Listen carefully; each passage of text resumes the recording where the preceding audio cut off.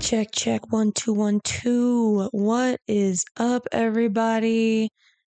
You are listening to episode 6 of Perfection Unfolding with me, Cara G. How the hell are we? Last week was so wild and there was so much going on that I totally forgot to just intro the show. So today I wanted to make sure I hit you with a strong start. Also, all of my roommates are home, at least 7 of them are here. So if you hear them talking in the background, I'm going to do my best. Oh, there they are. To isolate the audio where you can just hear my voice. I'm going to be a little bit louder today because the last couple weeks I've been a little bit quiet. Because you know what? I feel like y'all missed my goofy side, okay? From episode 2 and I think 3.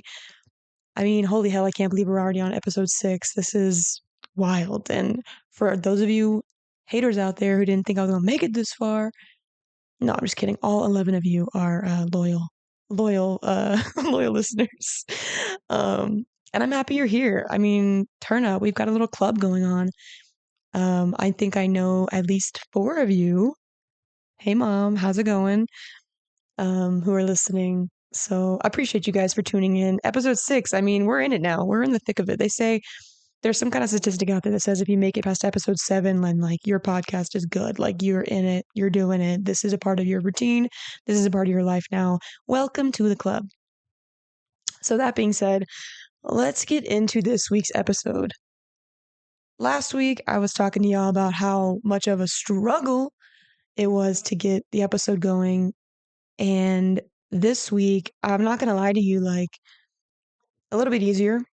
I will say that to get it done, to show up for myself. However, I am feeling so I feel low, you guys. I'm feeling really low, like mentally in my internal world. And I'm sure it's for lots of reasons. It could be, I don't know, because I moved across the country and I left behind all my closest friends. It could be that my friends' kids are growing up without me. It could be that I'm going to miss the birth of my niece because my sister's with child. Shout out Reagan. It's just a lot of things are going on in my mind. I'm still thinking about my ex. Hey, shout out if you're listening. And just how how much I miss them in full transparency. Just a lot of things. It could be all those things. I'm pretty sure it's all those things. But it's also that because all this change has been happening, like I have not been doing any of my routines, right? Like I haven't been eating well. I haven't been sleeping well. I haven't been working out. I haven't been dancing. I haven't been moving. I haven't been reading. I've been journaling, but just not as much as tell myself I'm going to. And of course I feel low, I feel like depressed a little bit, and I haven't felt low like this in a long time. And I wanted to start the show off just by kind of speaking to this mind-body connection, because the old version of me, when I would feel like this, I would just double down on the things that made me feel better, right? I would eat the sugar, which I've been eating a lot of sugar. I've been eating sugar every day pretty much for the last 4 weeks. Okay. Mind you, before I was in the transition of moving, I didn't eat sugar for about 2.5 months. Like I totally cut out sugar. I totally cut out caffeine right after my ex and I broke up, or kind of in transition of that happening. And I felt amazing right before I left. I felt lighter. I was thinner. I mean, I lost like another 5 pounds. Not that the thinness is what I cared about, but I just felt lighter in my body. Like I had more stamina when I was teaching dance class, and I just felt good. I was living in alignment. I was making these choices to move across the country, and that felt like my next right step. I started my podcast. I was like on fire creatively. I was reading every day. I was working out every day for the most part, eating well for the most part, and not doing the things that hurt my body. I was taking care of myself, right? And then, fast forward to like the last 2 weeks before I left, and part of me is celebrating, so I'm like eating the suggies and eating the good food, and oh, there's my roommates. And doing all these things that make me happy, but I was doing them with an energy of like celebration, right? Now, because I've struggled with sugar and because I've struggled with the working out and because I've struggled with showing up for myself in the past, and I've created this routine for myself to combat that. But because I've struggled with it in the past, like it's like once you're an addict, you're always an addict in my brain, you know? Well, for the sugar at least. Everything else, you can always build new habits. And I had built new habits, but because all this change was happening, right? Like I had no structure in my day. Like the last 2 weeks I was fitting in dance classes and I was painting my house and I was, just packing up my life and getting things ready for my new roommate, and there was no structure in my day. And then, I go on the road for a week with my mom and we're eating road food, which is chips and beef jerky and protein bars, which to me are like the healthiest thing I could find at the gas station, but still not the best thing I could eat, right? So I go on the road for a week with my mom, and we're staying in hotels and we're going to sleep and waking up at different times and we're eating different food, and I'm in different climates, right? And I'm at different elevations and I go into the mountains, and then the time's changing and all these things are happening to then take me to last week. I start a new job, right? I haven't had a 9 to 5 job in 6 months.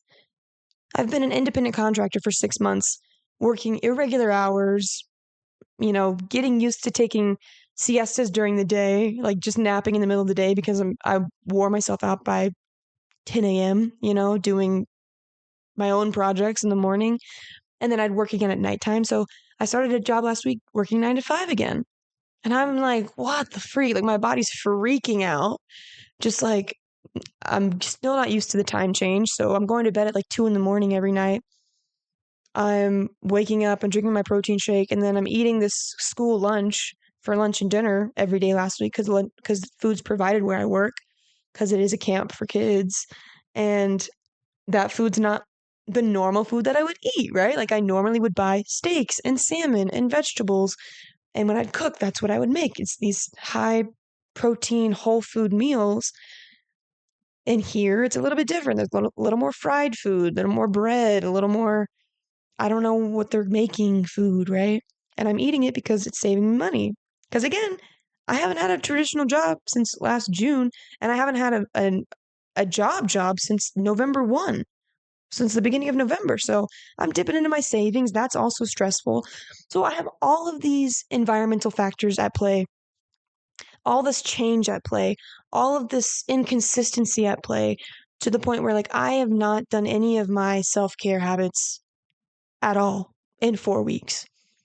And a couple days ago, I noticed, well, probably I noticed whenever I was driving down here, I had the self awareness, which thank you for self awareness. My journal has also helped me with this. But I noticed I'm just like feeling depressed. I've been feeling low. I've been feeling lonely, right? I've just been having low thoughts. I haven't been wanting to write in my journal. And when I do write in my journal, like I've put a couple entries in there that I've only been 1 page, and normally it's 3 pages for me. Normally I can't shut up when I'm writing in my journal, you know? And so this dawned on me, and I sat there for a second. I was like, where is this coming from? Like this doesn't feel like it's coming from me. Like yes, I've been going through a lot, and I feel like I've been processing that in like real time for the most part through my journal and through self-reflection and all that jazz. So I'm like, where is this coming from? And then I'm like, oh, like I haven't been doing a single thing, a single part of my ritual to take care of myself. I've been eating, like I said, I've been eating the shugs. I haven't been working out. I haven't been um in community with my friends. I haven't been sleeping well. I've been sleeping like averaging like 5 hours a night. And that's on top of the grief I have from all the stuff, all the other stuff that's happened in my life, right? So it's like all of this chaos is going on around me on top of the grief that I am still processing in the background tab of my brain. And I'm just like, whoa, okay. This isn't just a you thing. Like, these are things that we can implement. Like, okay, I haven't been doing my routine. What's step one, right? And mind you, all of this is going on. Last week's my first week back in an office. What's the first thing I do to help combat, quote unquote, all of these feelings, these low emotions, this newness? First thing I do is I reach for those cupcakes at lunch because there's dessert every day. And not only do I reach for the cupcake, but I do the same thing that I did when I worked in an office before. I take one cupcake and I eat it. And then because I had that one cupcake, the rest of the day I'm fiending for more. Like my body's just like, yes, sugar. And I shit you not, in one day I had two cupcakes and I licked the icing off of a third one and threw the cake away.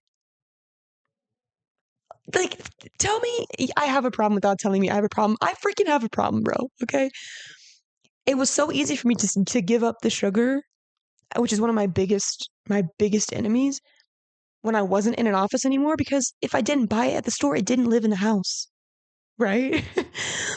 And again, I've been eating sugar for the last 3 weeks. So when I got to this place, it was like, well, I already made the exceptions before. Like, I just moved. That's my exception. Let's celebrate. I just got here. First week of work. Let's celebrate. I started making all these justifications, right? And then the next day instead of cupcakes, they had like pumpkin bread with icing. And I didn't like the cream cheese icing. So what I do, I just scraped off the icing and had 4 slices of pumpkin bread. And I'm like, what am I doing, bro? Like, I do this to cope with my feelings. Like, I was just talking about this last week and the week before, of just like these shitty coping mechanisms that I used to have when I was unaware of myself, when I was like self-sabotaging myself and not living in integrity. Like, taking care of my body is a part of my value system, right? My health is a part of my value system. These sugars do not align with my health and what I value. And yet here I was indulging because guess what? Like, there's so much going on around me that I can't cope. Or I was choosing to cope in a maladaptive way. And so I sat down with myself this weekend, yesterday, and I was thinking about what I wanted to talk about on the show today, and just, kind of disappointed that I wasn't feeling inspired and I wasn't feeling creatively motivated. I was just feeling kind of meh. And so I journaled, and I'm pretty sure I was journaling about just how I was feeling and how I was feeling. Just admitting to myself how I was feeling was like step one, because I've been disassociating from how I was feeling the last week and a half. And honestly, on the road, on the drive out to California when I was with mom, I could feel myself declining with every sugary treat I ate, with every like night I stayed awake on my phone. I could just feel myself in decline, and like watching myself like I was watching a movie and wasn't doing anything about it. Like, I could have not eaten sugar on the road. I could have worked out every night in those hotel rooms. I could have done a number of things to help keep my schedule, to help keep my rituals in check, but I didn't, because I was tired and I made excuses for myself. And now I'm dealing with the repercussions of those decisions, and that equals burnout, depression, sadness, right? All feelings I've dealt with before, and I haven't really felt them in a long time. Like, I haven't felt I haven't felt the consequences of self-inflicted depression, by not taking care of myself in a long time. I've been sad because of situations that have happened over the last half of the year. But those were things that happened outside of me. That wasn't because I was doing it to myself, because I was inflicting the pain. And so this is the first time in a long time that I'm experiencing this, and it's kind of disappointing. If I'm being honest, it's disappointing, and excuse me, oopsie. And I'm not, I wouldn't say that I'm ashamed of myself, but like, it's just it's just crazy that like it can all happen so quickly. 4 weeks is all it took. 4 weeks. And And I want to say two things. A, the old version of me would have been disappointed in like me, in my personhood. And I would have, kicked myself and I would have been like, you like what the hell? Like you piece of shit. You know what I mean? Like you had one job. How did you fumble the ball? Like what the hell? And now I'm like, listen, I have compassion for myself. I have grace for myself. I have been moving and a lot of things have been going on and there's nothing I can do to go back and change the last 4 weeks, right? There's nothing I can go back and do to fix or edit my behavior. But what I can do moving forward is do what I'm doing right now, acknowledging what happened, taking responsibility for it, and moving forward with this awareness that like by implementing these habits and these rituals, I will get back to homeostasis. I will get back to peace. I will get back to health. I will get back to expression instead of depression, right? I will I will relieve my dis-ease, if you will. And so I wanted to share that. I've just been struggling and I miss my friends and I'm still madly in love with my ex and I can't talk about it too much because I'll cry, but it makes me laugh because I've only been at my job for a week and I work with all dudes. I'm the only girl in the office. There's six of us and they're just a bunch of goofballs and they remind me of just being in college and it's been a lot of fun, but the running joke is that I should call him. You know what I mean? It's like we've just been all of us have gone through or are going through like relationship problems or whatever and I'm just like, yeah, it's I'm still in love with my ex, so there's that. And they're just like, bruh. But anyway, it is what it is. But I'm out here essentially alone, surrounded by people. And I won't be alone, surrounded by people for much longer, but that's just kind of the rub of starting fresh and starting new is that you have to start all over again. You have to reintroduce yourself to people, you have to acclimate to your surroundings, you have to get comfortable in a new environment. Um, but when you are starting new, like you have a lot of time to think. You have a lot of time to yeah, just to think. And that's just also been a part of this journey for me too, but the main thing I want to get across is the fact that like I had this realization that I haven't been taking care of myself.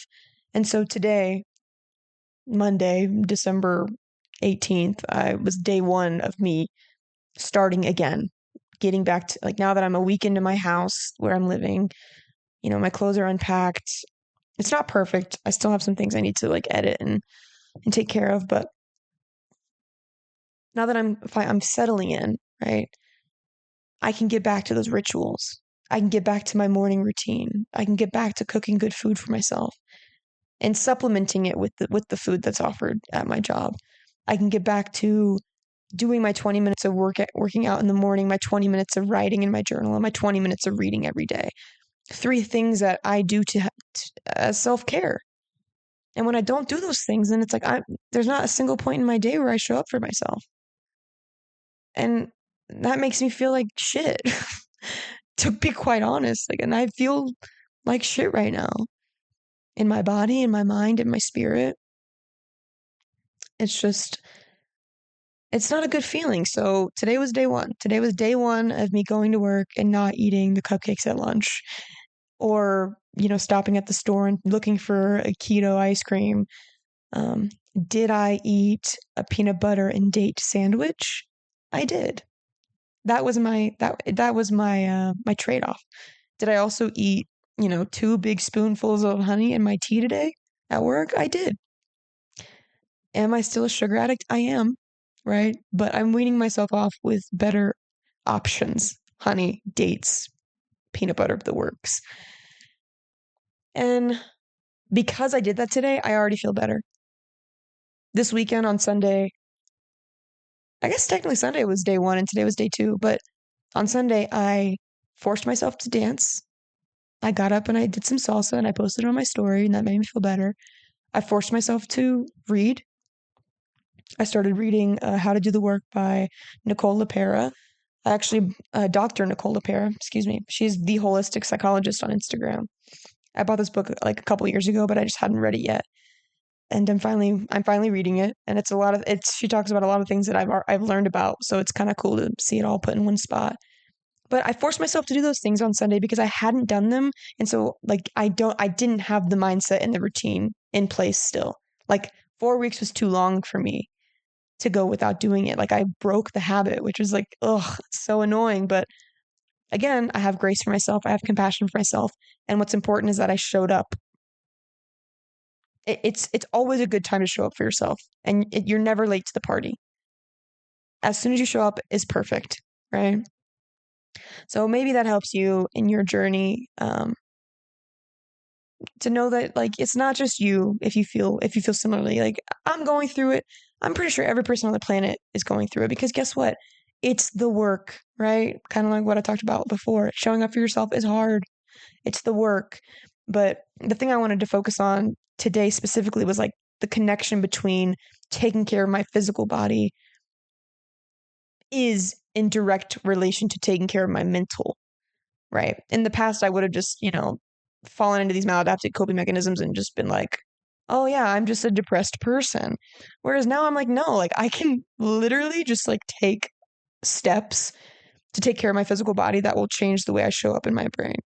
Because again, as soon as I read my book yesterday, as soon as I danced, as soon as I wrote in my journal, I did these things to show up for myself. And I even made myself a meal, the first meal I've made in a month. Um, or at least, 3 weeks. I felt better. I felt better because I showed up for myself. And not only because I did the act, but because the food and the exercise literally affects my body and how it operates. And that's what I'm going to talk about today, is the mind-body connection and the gut-body connection. And I know last time I talked about how I was going to have this new format of my show. Well, guess what? I'm ADD, and as soon as I said, this is what I'm going to do every week, I went into shutdown mode of like, oh my God, how am I going to do this every week? Like, how am I going to write these scripts? And oh my God, I feel a creative block coming, and holy shit. And so I'm not putting that pressure on myself. I'm going to keep it loosey-goosey, and um, any given week, it could be something different. Who knows? It depends on how my creativity shows up for me that week. And I want to be open to seeing where that takes me, because just showing up for this podcast alone has been fascinating to me. It takes effort. And not fascinating in that like I didn't know it took effort, but just like fascinating in how I convince myself that I shouldn't, or like fascinating in how like, well, no one's going to listen anyway. Like just the things I'm thinking about. And like as soon as I feel like I'm depressed, like my creativity just gets sucked out of my body. But then as soon as I start taking care of my body, my creativity comes right back. And so it's important to me to do this podcast because like not only do I want to do it to share, the things that I'm learning, but just knowing that I have to do it, that I've committed to it, it's kind of in a way forcing me to take care of myself even more. Because if I don't show up for me, then I can't show up for this podcast, and I can't show up for you, which then goes back to me not showing up for myself, right? So fascinating. So I'm gonna dive into the mind gut connection as like the main chunk of the show. But before we get into the main chunk with like all the articles that I read and stuff, I want to kind of talk about.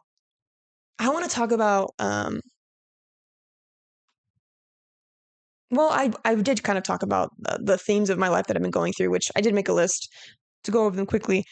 Um, Things that have been like in my brain, affecting my mood, or just like things like the nonlinear journey of healing and just being alive, not knowing what my next step is, grieving the life I left behind, grieving the people I left behind, leaning into rest, knowing when to rest, respecting my rest, noticing the ebbs and flows of how the ebbs and flows of my environment are reflecting directly in the ebbs and flows of my mind, body, and spirit. Noticing that change is difficult, adjusting to difficulty, giving grace to myself in times of transition, embracing the suck, respecting the struggle, showing up in integrity with self, mentally, physically, and spiritually, feeling isolated, lonely, depressed, feeling inadequate, not being able to show up 1,000% the way I want to, feeling blocked, feeling overwhelmed, feeling stuck and shut down, feeling that my body and mind are on overload, so much so that I'm kind of in like a freeze state. And so that's kind of what I was talking about earlier, just kind of how like the old version of me would be experiencing these things and think like, oh, like there's no hope. Like hopelessness would come into play because I felt like I didn't have the tools to get myself out of it. Whereas now I have the tools and I have the awareness. And so now all I have to do is show up in the action. And the action looks like the things I spoke about earlier with the feeding myself and sleeping myself and, working myself out and reading and writing and expressing myself. And so as long as I'm doing those things, like I'm Gucci.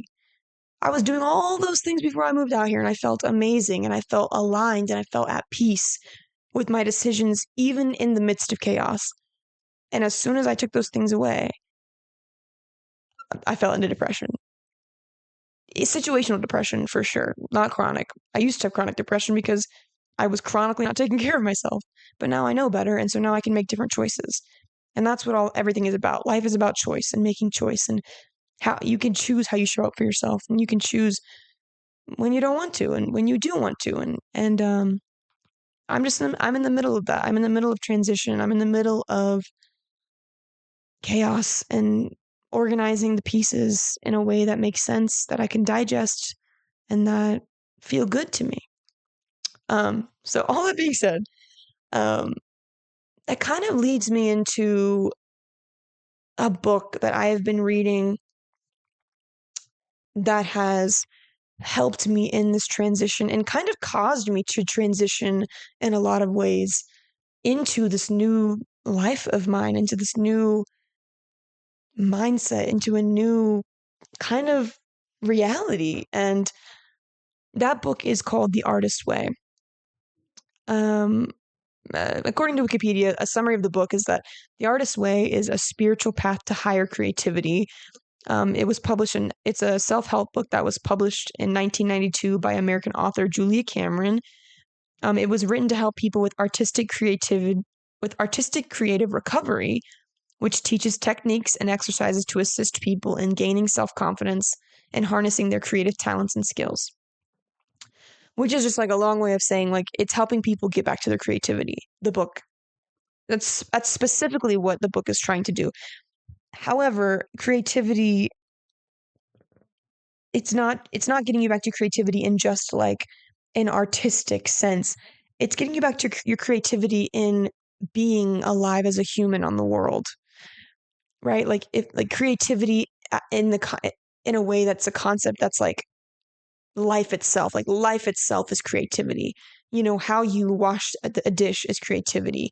How you dress yourself is creativity. How you show up at work is creativity, as well as, drawing, acting, singing, dancing, painting, you name it. And so I actually bought this book, probably about 2 or 3 years ago as well, when I was on like a big, spiritual journey during COVID. And I was like, looking up all the books that have helped all the people, and that was on the list. It was top of the list, like recommended 100,000 times. I mean, you can literally Google like how the artist's way and how it changes you, and there's like blog after blog after blog about how this book has changed people's lives and made them pursue their art and like just it's just crazy. So I'd heard all this stuff. I'd heard all this hype about this book, The Artist's Way. And then finally, I think like when did me and my ex break up? Because I started reading it before then. But I think maybe in August I started reading the book. Maybe late July, August. And I'm still on week 8. Like I literally read the rest of chapter 7 like today because I haven't read in probably a month, but I started reading this book when I literally I was in a relationship. I had a stable job, stable contract job. Um, I was dancing. I was kind of coasting. I was like hanging out, like things were good. And I started reading this book because there were so many creative things that I knew I wanted to do. And I just I had all these ideas. Like I had this idea for years that I wanted to start a podcast. Like when I say years, I mean like pre-COVID. Like I started a podcast years ago with someone who I'm not friends with anymore, but that was the idea of just talking and sharing ideas has been in my creative brain for half a decade, right?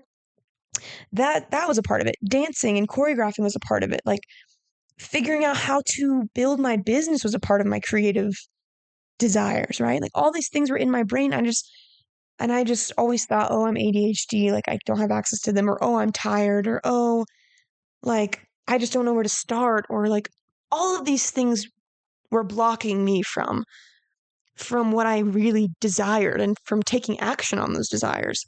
And so I started reading this book with no expectations. Like I didn't do any research on it. I didn't outside of, people recommending it. And I'm on week 8, and just to give you a baseline of how my life has changed, just to give you the rundown since I started reading this book and how powerful it is. I'm no longer in that relationship. I am no longer in that job. I started my podcast. I've been health coaching my sister-in-law, even though if she's listening to this, I'm sorry that I've been slacking the last week and 2 weeks because of this move, but I'm gonna be back on track, don't worry. But I've been, basically running my business. I booked 3 photo clients randomly. I started teaching my own dance classes. I got a job in media and I moved across the country. All of that happened in 7 weeks. How fucking nuts is that? And I remember seeing a TikTok. I don't remember who posted it, but there was a girl on TikTok that I saw before I even started. I already bought the book, but I hadn't started reading it yet. And she was like, you guys, it's been 7 weeks since I've started The Artist's Way, and I don't even live in the same state that I used to live in. She was like, if you want to change your life, if you don't want to change your life, don't read this book. But if you want to change your life and you want to level yourself up and you want to up your creative juices, read this fucking book because you'll have no choice, right? And so I was like, holy shit, I need to read this, right? And so essentially, the process of this book, right? It's a 12-week book / workbook to help get you back to your creative flow, to help get you back to your creative juices. And basically, Julia Cameron has her method is the process entails daily morning pages, 3 pages a day, and a weekly solo artist date, which can be anything, like a walk in the woods, a museum visit, a trip to the movies, anything as long as you're alone and conscientiously making the time for it. And you do that for 12 weeks. So I started off kind of doing the artist dates, but what I really dug into and made sure that I did consistently was my morning pages. And I think I'm on day 78. I'll be journaling after I finish recording this. I'm on day 78 of my morning pages. And I actually, the last 2 weeks, have done it every other day. So it should technically be almost 100 days. And I had started before my ex and I broke up. And when I tell you the practice of writing to yourself, with yourself every day, when I tell you that practice changes your life, it changed mine because guess what? When you're living your everyday life, and you're making decisions and you're having conversations and you're doing this and you're doing that, you can go days, weeks, months without checking in with yourself and what you actually desire and what you want. Days, weeks, months without checking in with yourself and asking yourself why you're actually upset. Right?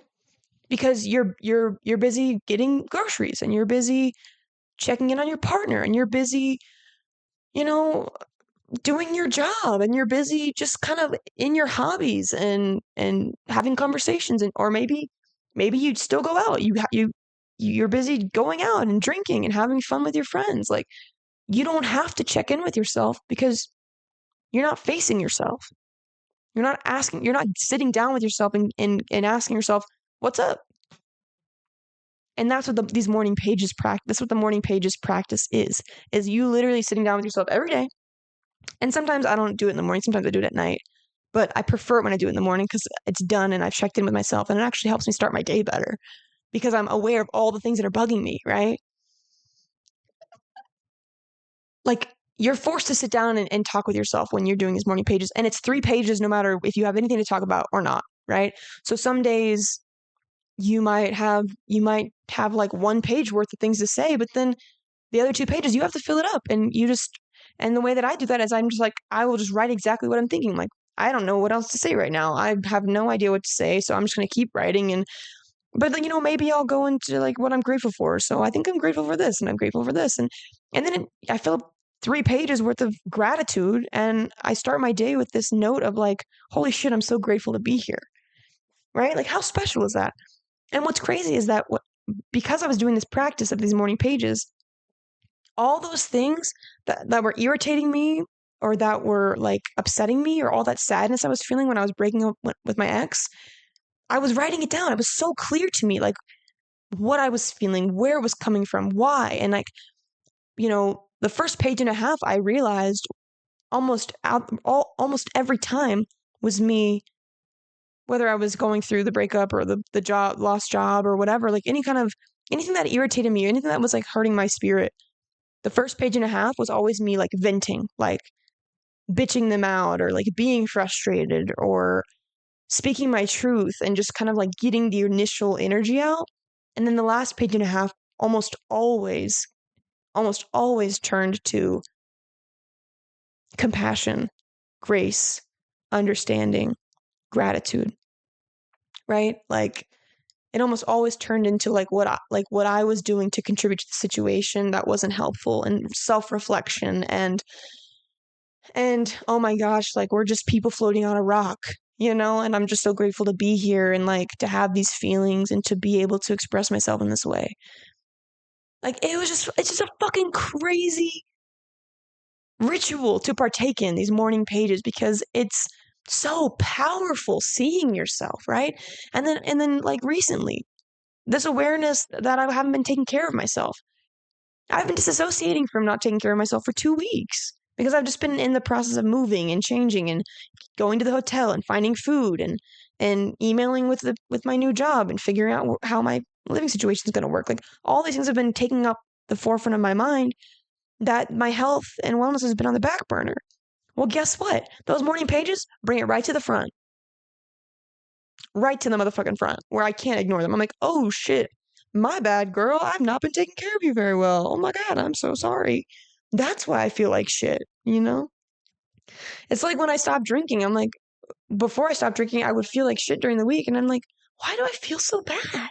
And then I would think, oh yeah, I poisoned myself the weekend before. What a coincidence, right? And so anyway, this book has just rocked my shit creatively. I mean, in doing this practice of these morning pages and the artist date, like, the artist date for me is always just when I spend time alone. And I need alone time to recharge. So when I first started, it was like, I'm going to take myself to the park and go for a walk, or I'm going to go take myself out for a nice meal. Like, that was how I would spend my artistic dates. And I've been more lackadaisical about the dates than I have the morning pages because I was like, oh, they don't have time, which is like such a bummer because there's always time. I can give myself an hour a week to do something nice for myself, right? To date myself. And that also aligns with my like becoming a better partner goal for myself, is like, I want to be my own best partner. So I want to know what kind of dates I like to go out on, so that if and when I am in a relationship again, they know, because I model it for them. They know what I like to do and how I like to be treated because I can model that for them because I do it for myself. So anyway, so if you're interested in like unlocking your creative juice, your creative power, getting through those blocks of like the everyday shit that takes up your mind that keeps you from expressing yourself in this like this way that flows more, that's you, read this book. And if you don't read this book, just look up Julia Cameron, The Artist's Way, like morning pages, and I'm sure there's blogs upon blogs of people talking about this work, how to do it. There's probably, screenshots of the book, like when she talks about it. I challenge you to do that because literally it's a practice that has made what I know is for me become so clear. Like I knew that, like it became very clear that how my partner was showing up in our relationship was not, it was not healthy and it was not helpful. And so it forced me to sit down and have that conversation with him. And it forced us to have the conversation of like, maybe we shouldn't be together, right? Because it was so clear to me, like the pain points that I was going through and like how the struggle that we were both experiencing. And then, as soon as we spoke our truths and we separated, it was like this pressure released, and we felt like I was like, oh my God, thank you. Like we were both just in so much gratitude of like, yes, this is what we needed, even though it still hurts, right? And the same thing with the job that I lost. Like I literally was journaling my morning pages the weekend before I was let go of like, depending on how this person shows up in the conversation, like I'm walking away because, I don't just because I know that being treated this way is not in my aligned path. Like this does not meet my standard, right? And I ended up getting let go before I could even have the conversation, but like I still got clear. Like the morning pages made it very clear as to what was for me and what my next right step looked like, right? And the same thing with this job. I was journaling about how this new job aligns with all of these goals that I have of like working seasonally, like living somewhere I've never been before, like in an environment I've never been before with like-minded people. And you know, I got very clear on that even before I even applied. So that when I applied, it was aligned with me and like my next step, like it's part of the plot, you know what I mean?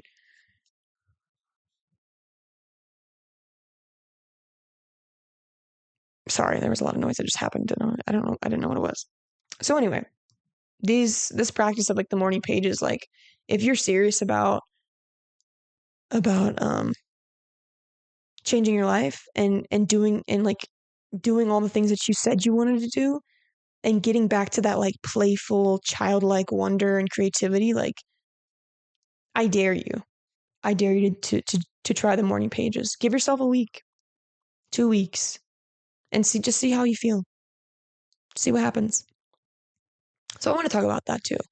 That book has totally changed my life. I'm still only on week 8, and that's a little over halfway through, but I just cannot even fathom all the things that have happened for me up until this point. For the better, like even though there's a lot of heartbreak involved, which again, like know that that's a part of the pizza. Like that's a part of the work is heartbreak. We talked about that a couple weeks ago. You let go of your fear of heartbreak because it's going to happen. People are going to break your heart. Experiences are going to break your heart. Rejection is going to break your heart, but it doesn't matter because if this is like a part of your aligned path, then it's worth it, you know? Like, fuck it. Like, people are gonna break your heart. Like, who gives a fuck? You know? Do what you want to do. Okay, dope. So that's that. It's kind of getting quieter in the house, so I'm getting more self-conscious. So we talked about the artist way, talked about like everything I've been feeling and going through, which is like, blech. But I found some quotes over the last a couple of weeks, and it actually kind of inspired. I guess I found these quotes before I even realized what I was going through and what I was feeling, which is funny how the world works like that. But I just all of these quotes about like things falling apart and like being grateful for it have just been resonating really hard. And I wanna start off with this video that I found. Um I used to listen to the Rich Roll podcast a lot because I really like the people he brings on. And honestly, one of the first episodes I listened of his was an episode he did with his wife. And in the episode, there was a lot of tension between the two of them, and they were kind of going through like I could sense, a rough patch in the relationship. Like they were going through this struggle together, having to do with their children and what to do about their children.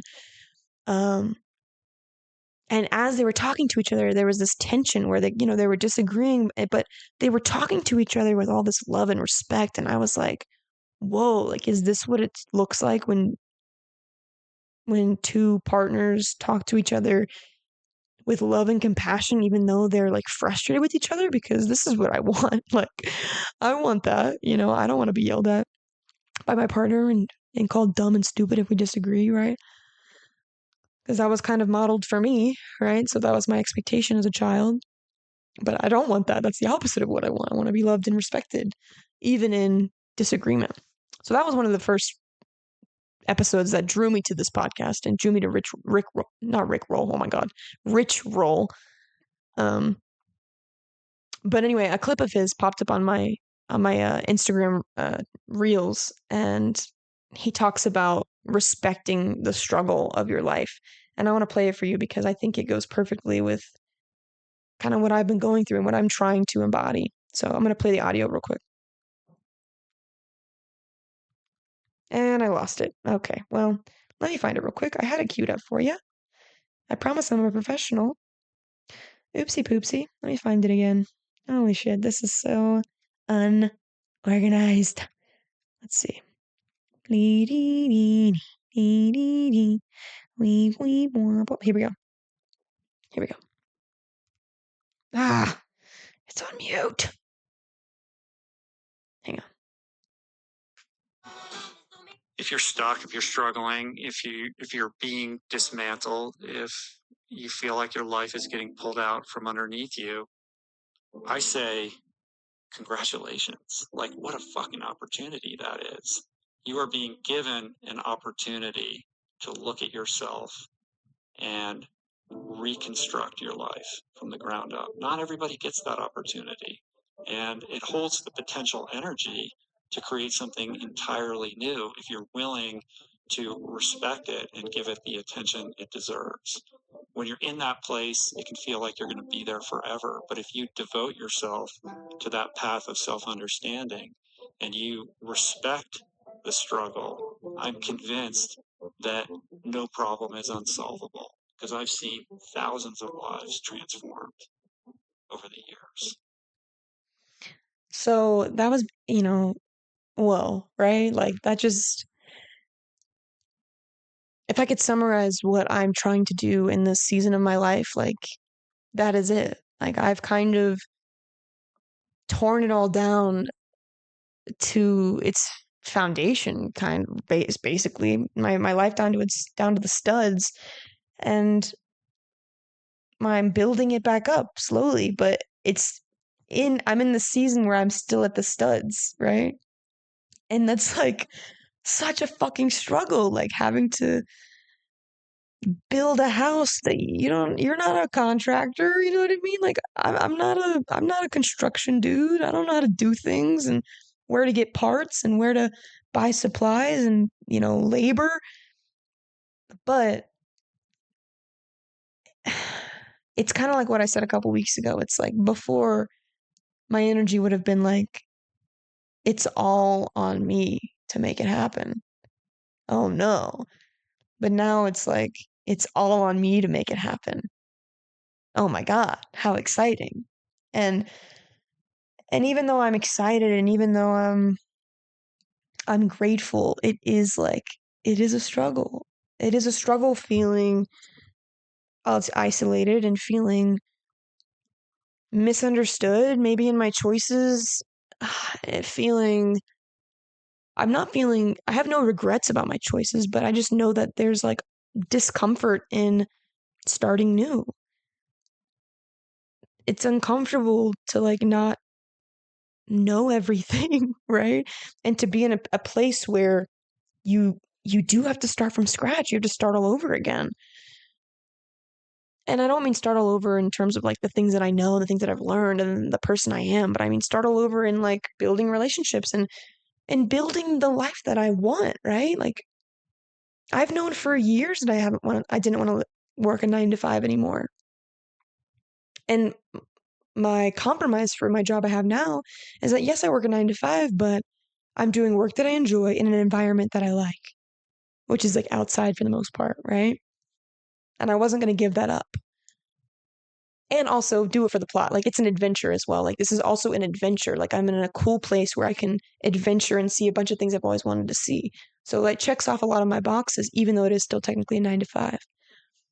But I'm in a season of struggle, especially because I'm trying to start my own business and I'm trying to get this podcast off the ground. I am showing up for these projects I've always wanted to do my whole life and see if I can make money doing it, because ultimately I want to work for myself.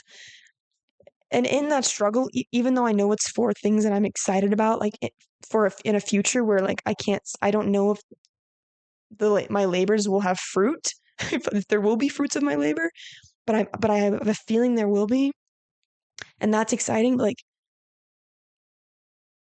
I'm trying to respect the struggle. I'm trying to respect the struggle because I know where I'm going. But it's in the struggle where it's hard to like really appreciate it. But that's where I'm at in my life now. Like I've struggled before. I've been in situations that were, trials, tribulations, whatever. Like I know struggle, but now I have like an appreciation for it that I'm trying to really lean into. I'm trying to lean into like the hardness, the difficulty, because I know that once I conquer it, it's gonna feel so juicy. It's gonna feel so rewarding. It's gonna feel like I earned it. And it's gonna be awesome. Um, and essentially, I found this other quote online, I think in a Huffington Post article, and it says, respecting your struggle believes that in life there is room for failure. You don't have to be afraid of being different. You don't always have to be strong. You are not alone in your suffering, and despite the struggles that you face, your life is deserving of its best chance. And that's where I think I'm at right now.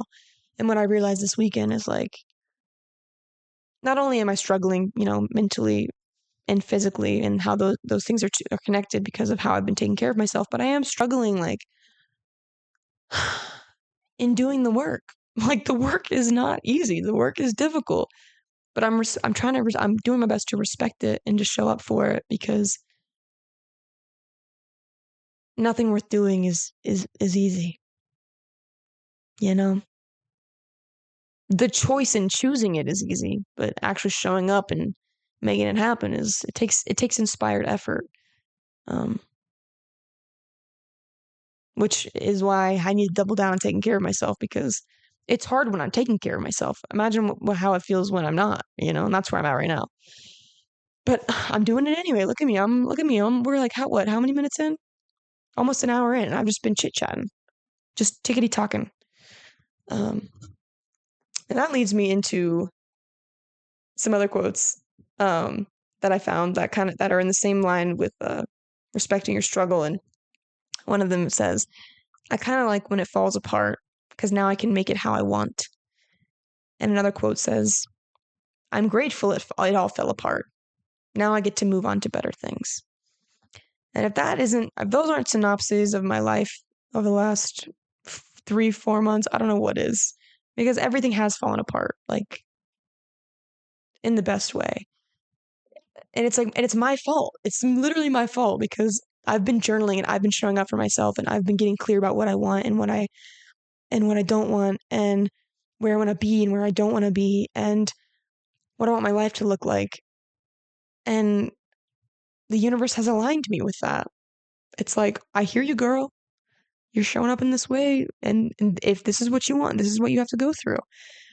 And I'm very much so in a time of my life of like rebuilding, getting clear, and learning how to produce my own happiness by making my own choices and following through with them with conviction. I've leaned on other people for happiness for a long time, and it's just time for me to show up for me and to prove to myself that I can and that I will. And so that one day I can share that with other people again. But I'm very much so in a time of hibernation, in a time of being a hermit, in a time of putting in the work so that I can see the fruits of my labor later on. And I'm getting kind of emotional talking about it, but um, I'm very clear on the vision of that I have for myself. It is hard sometimes dealing with the fact that it is like a solo gig, you know, that not a lot of people understand, and I have to do by myself. Oh my god, I'm crying. So if that resonates, you're not alone, my guy. You are not alone. And I feel like I should have talked about the mind gut connection information before I talked about all the other stuff. Um, but essentially I was just going to get into like the science behind the mind body connection and how taking care of yourself directly affects your brain.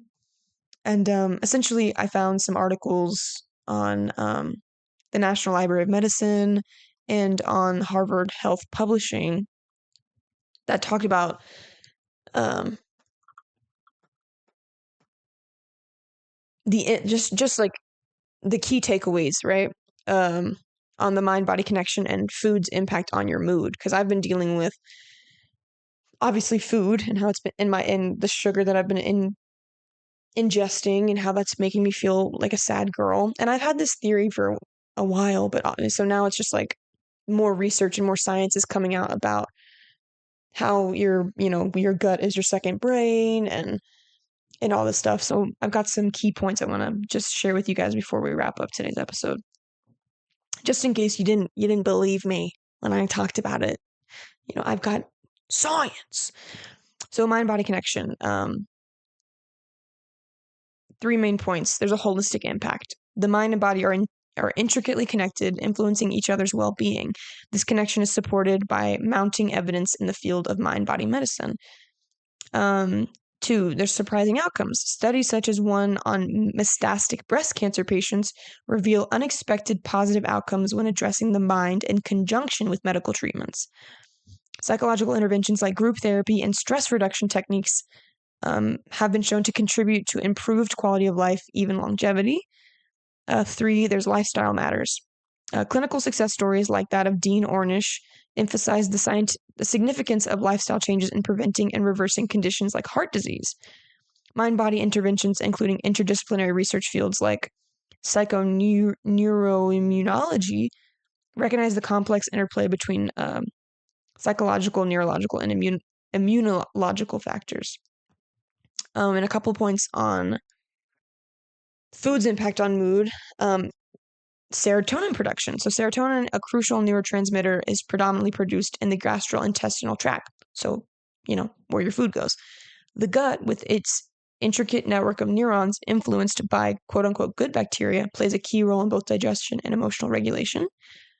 Dietary patterns. Traditional diets rich in unprocessed foods like vegetables, fruits, and fish are associated with lower risk of depression.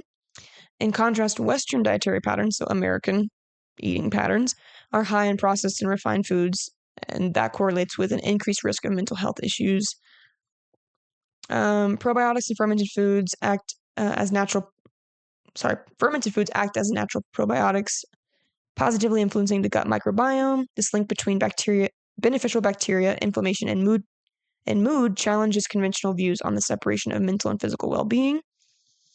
Also, nutrient deficiencies, like deficiencies in vitamin B12 and B9 and zinc, can manifest as symptoms of depression and dementia, which are the essential building blocks for neurotransmitters like serotonin and proper brain function. Inflammation and what the heck is this called? The brain something neurotropic factor. BDNF. Oh yeah, brain-derived neurotropic factor. So inflammation is processed as a mediator between diet and mental health.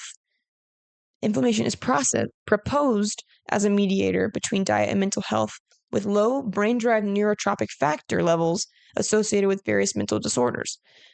This brain-derived neurotropic factor is implicated in the mechanism of action of antidepressant medications. And also the microbiome influence. Emerging research suggests that the microbiome influenced by food choices can impact mental health through various mechanisms, including neuroplastic processes. Basically, all this is saying that your dietary choices are not only crucial for your physical health, but also have a profound impact on your mental well-being.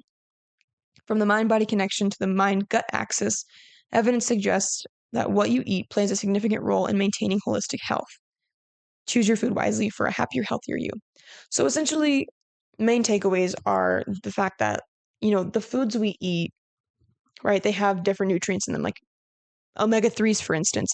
There was a part of this article that talked about specifically omega-3 and how the proportions of like our omega-6 and omega-3s in the American diet, like omega-6 outweigh omega-3s by a lot, a lot, because omega-6s are basically in like vegetable oils, which are what people use to cook food in restaurants and things, whereas omega-3s are in fish and like olive oil, which is like a better for your brain health essentially. And like when you don't get enough omega-3s, like you're not going to get your serotonin's not going to be produced as much or as well, which it's like your serotonin levels, your dopamine levels, all this stuff they're all getting like choked out because you're not getting enough of that omega-3 vitamin essentially. So that's just one way that food can affect how your brain operates and how it functions correctly. There's also talking about how inflammation will feed the bad bacteria in your gut, which will affect your neural pathways and mess up how your brain again processes information, which if you're feeding your body sugar, for instance, like that's an inflammatory food, and if you're filling your body with inflammation, then it's going from your gut to your brain, and of course your mood's going to be different if you have inflammation versus if you don't have inflammation, because everything I've read says that inflammation is like the foundation of every disease. Every dis-ease starts with inflammation somewhere in the body, usually in the gut. And there's a bunch of these articles that I put on here, but I don't know if I should read them all word for word or not, because I don't want to bore you guys to death.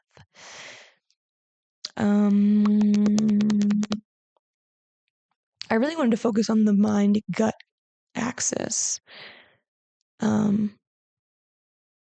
Okay, I'm just gonna read you some of this article just because maybe I'll read you all the things that I found just because I think it's fascinating, because I don't think a lot of us we don't put as much emphasis on what we eat as I think we should, because literally your food is fuel and your health is wealth, and how do you get your health is through food and exercise.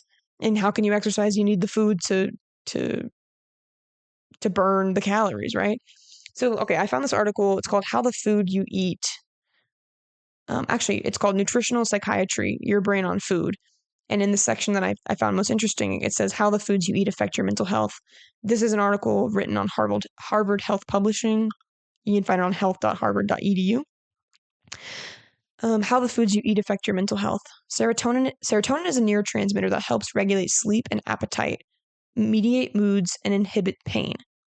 Since about 95% of your serotonin is produced in your gastrointestinal tract, and your gastrointestinal tract is lined with 100 million nerve cells, or neurons, it makes sense that the inner workings of your digestive system don't just help you digest food, but also guide your emotions. Fascinating stuff, right? What's more, the function of these neurons and the production of neurotransmitters like serotonin is highly influenced by the billions of quote-unquote good bacteria that make up your intestinal microbiome. These bacteria play an essential role in your health. They protect the lining of your intestines and ensure they provide a strong barrier against toxins and quote-unquote bad bacteria. They limit inflammation, they improve how well you absorb nutrients from your food, and they activate neural pathways that travel directly between the gut and the brain. So holy shit, that is a lot of work that that these little guys are doing. It says studies have compared traditional quote unquote diets like the Mediterranean diet and the traditional Japanese diet to a typical quote unquote Western diet and have shown that the risk of depression is 25% to 35% lower in those who eat a traditional diet. Scientists account for this difference because these traditional diets tend to be high in vegetables, fruits, unprocessed grains, and fish and seafood, and to contain only modest amounts of lean meats and dairy. They are also void of processed and refined foods and sugars, which are staples of the quote-unquote Western dietary pattern. In addition, many of these unprocessed foods are fermented and therefore act as natural probiotics. This may sound implausible to you, but the notion that good bacteria not only influence what your gut digests and absorbs, but that they also affect the degree of inflammation throughout your body, as well as your mood and energy level. This idea is gaining traction amongst researchers. So literally, I go back to how I've been feeling the last 4 weeks. What have I been eating? I've been eating a Western diet. I've been eating, oily chips and salt, and I've been eating M&Ms and donuts and literally just all the other grimy little foods I can get my fingers on. So yeah, my serotonin levels have been affected. My depression has been affected. Like all the bacteria in my gut is full of quote unquote bad bugs, bad bacteria that's just full of toxins that are being shipped up to my brain every millisecond, I'm sure. And it's giving me all this inflammation and just fucking up my mental health, my mindset, like how I'm showing up every day. It's totally altering how I'm viewing the world. And it didn't even take that long. Right? Isn't that crazy? Like, I go from eating whole foods, drinking water, not eating sugar, not eating caffeine for at least a good 3 months to, and feeling amazing and showing up for my art and feeling confident and creative and like excited, even though all these other feelings of grief and sadness are in me, I can deal with them more appropriately and still show up for myself when I'm eating these good foods. And I'm cooking meals for myself and I'm, whatever. And as soon as I take that away, it's like harder to cope. It's harder to sleep. It's harder to do these healthy habits, right?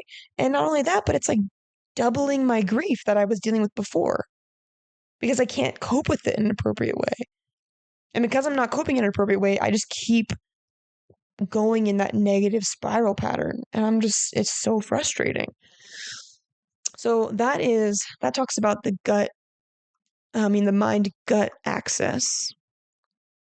And then I found another article that's a little more scientific on the National Library of Medicine, ncbi.nlm.nih.gov, which talks about food, mood, and brain health, the implications for modern clinicians. This article is a little bit more wordy. It talks more about the deficiencies and like what those the deficiencies in vitamins like B12, B9, and zinc, and how they can cause depression and dementia, fatigue, cognitive decline, irritability, and how the evidence linking diet to mental illness has evolved from a focus on specific nutrient deficiencies to an emphasis on overall dietary pattern.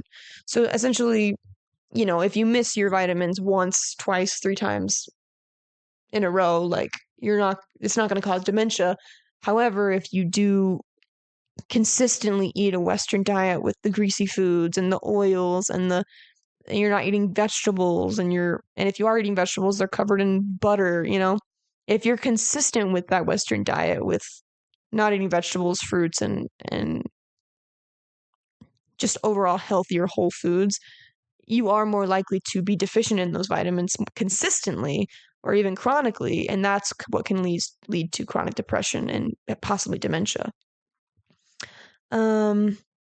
It says the brain is an organ with very high metabolic and nutrient demands.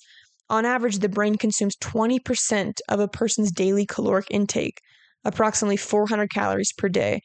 It is composed of 60% fat and contains high concentrations of cholesterol and polyunsaturated fatty acids, such as omega-3s. which is why you need omega-3s in your diet, because it literally directly correlates to your brain health. Your brain needs those omega-3s to keep operating. So if you're feeding it omega-6s instead of omega-3s, that's a big no-no. You're going to hurt yourself. It's going to mess your brain up.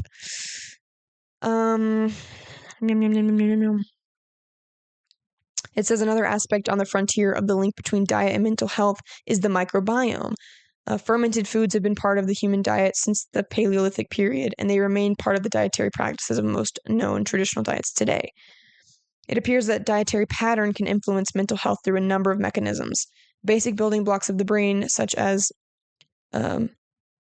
monoamine neurotransmitters, myelin, and neuronal membranes depend on adequate nutrient intake.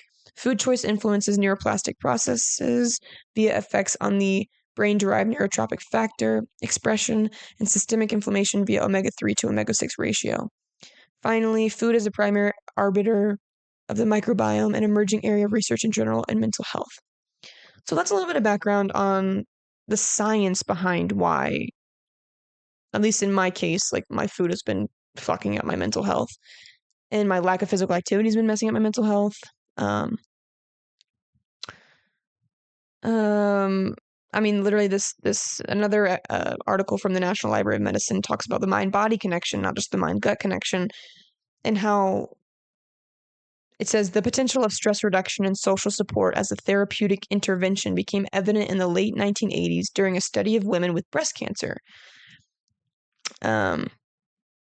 It says David Spiegel, director of the Psychosocial Research Laboratory at Stanford University, wanted to determine whether women with metastatic breast cancer who participated in supportive, expressive group therapy had better quality of life and symptom control than those who received only medical treatment. To his and others' surprise, not only did the women have better quality of life and less pain, but they also lived significantly longer. It says these unexpected findings triggered a large body of research into mind-body interventions, such as group therapy, stress reduction techniques, and cognitive behavioral therapy, and whether they can affect survival and pain in cancer, AIDS, and bone marrow transplant patients, with findings split between positive and negative for life expectancy. A main focus of research is the relationship between stress and cardiovascular disease, asthma, inflammatory diseases, autoimmune diseases, and cancer. And whether stress reduction can extend patients' lives. One recent study, for example, found that CBD could help to reduce viral load in HIV-positive men treated with highly active antiretroviral therapy. Researchers attributed the improvement to changes in depressed mood. Depression itself is under study for possible links to a range of inflammatory diseases. Several studies show it to be an emerging risk factor for heart disease.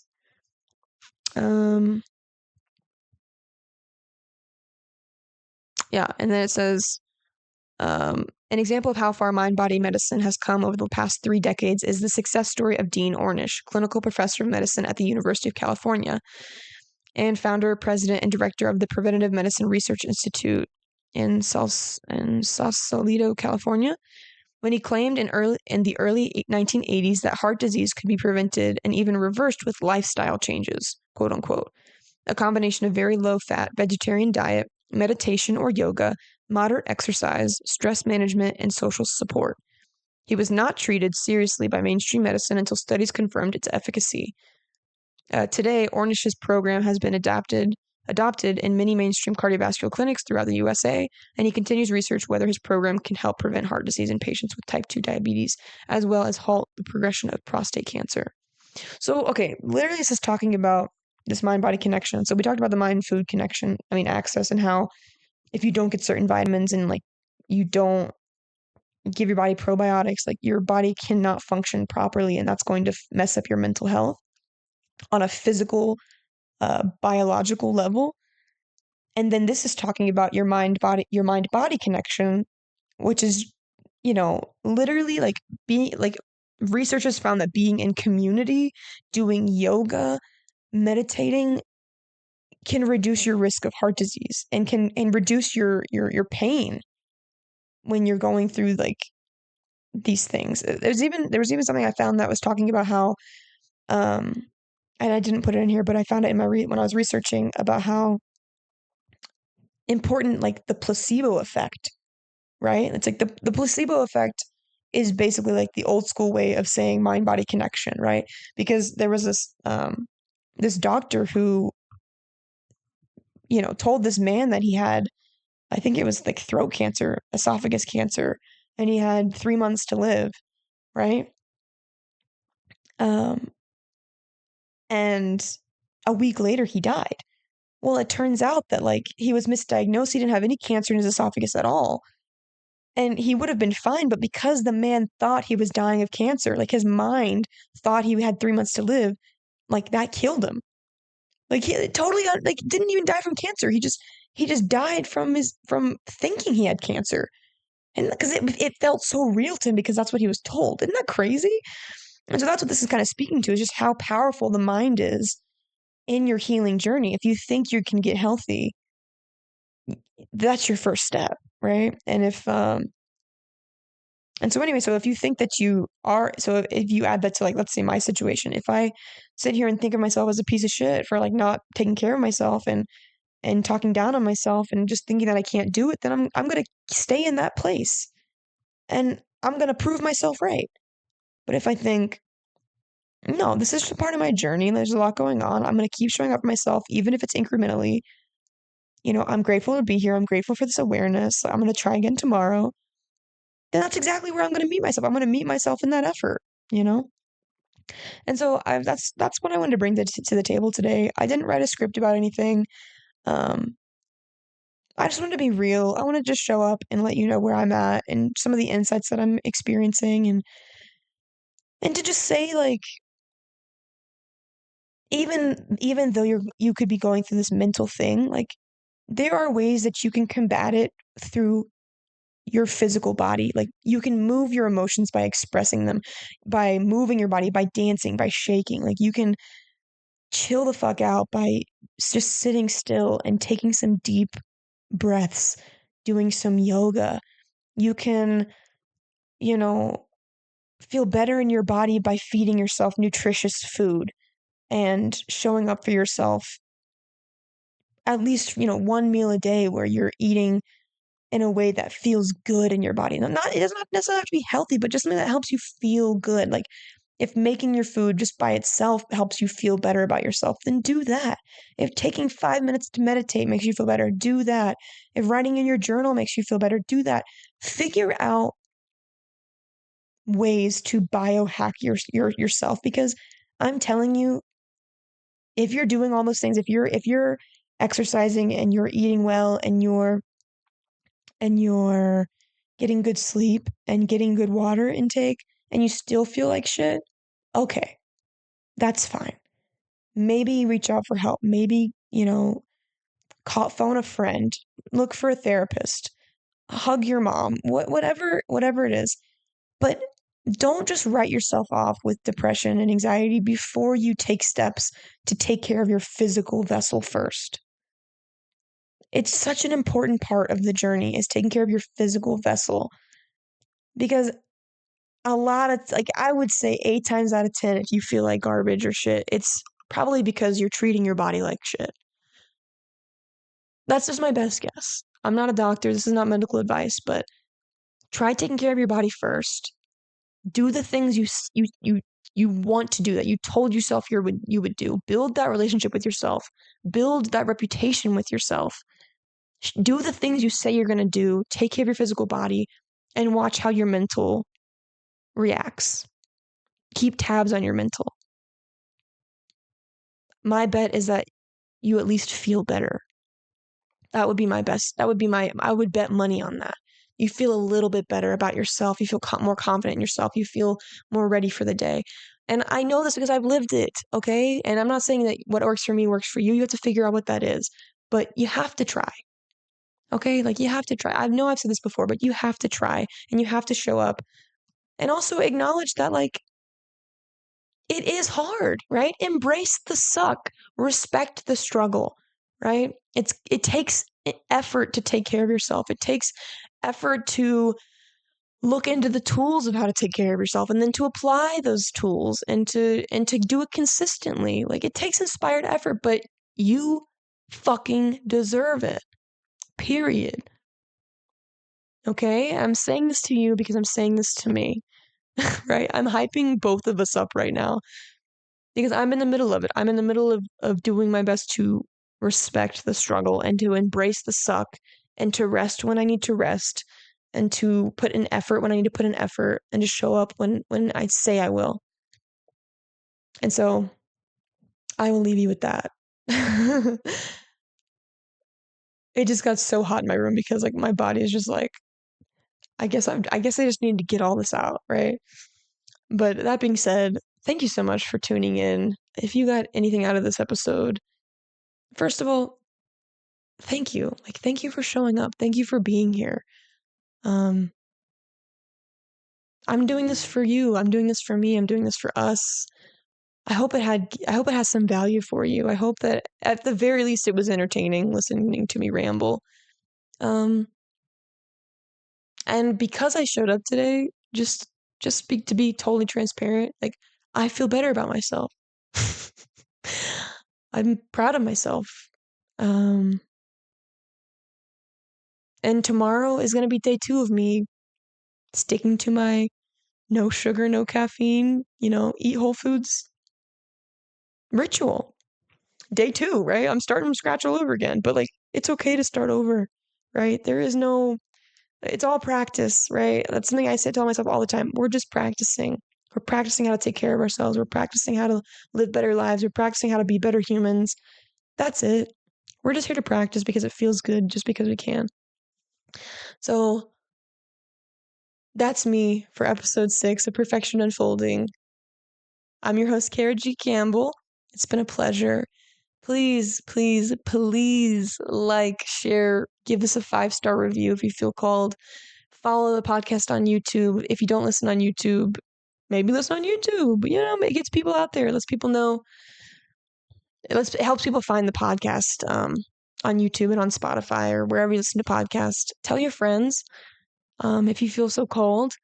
And follow the pod on Instagram at Perfection Unfolding Pod. Follow me on Instagram at Cara G. Campbell. And if you're looking for some advice or if you're looking just to share some good news, email me at perfectionunfoldingpod@gmail.com. And I'll share whatever you want on the show. I'll respond. I'm here to give some anecdotal advice, so please hit me up. It would be an honor and a pleasure to help in whatever way I can. So with that, I love you so much. Thank you so much. You know what I didn't do? I didn't do my gratitude section. It's okay. Next week's the week. I promise. I promise. I promise. This week I'm grateful for you. Just know that much. I love you. And I'll talk to you next week. Bye.